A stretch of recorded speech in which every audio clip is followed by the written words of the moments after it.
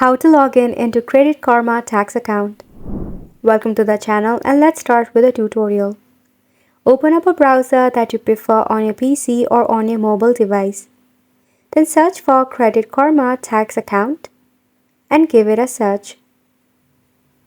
You have to go ahead and select the tax Inute Credit Karma, the second suggestion, and wait for it to load.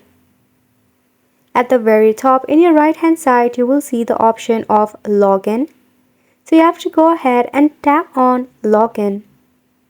You can also sign up for free by tapping on Sign up for free option. Now let's go ahead and select Login for now.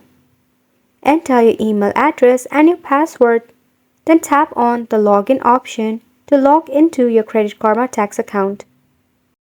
If you have forgotten your password or your username, just tap on Try Another Way. Then enter your email address, then tap on Continue. This will help you to recover your account. If you have forgotten your email as well, tap on Forgot Email. In here, enter your first name, last name, birth year, your SSN, then tap on Continue. By this way as well, you can log in into your account if you have forgotten your credentials. If you want to create a new account, just go ahead and tap on Create an Account.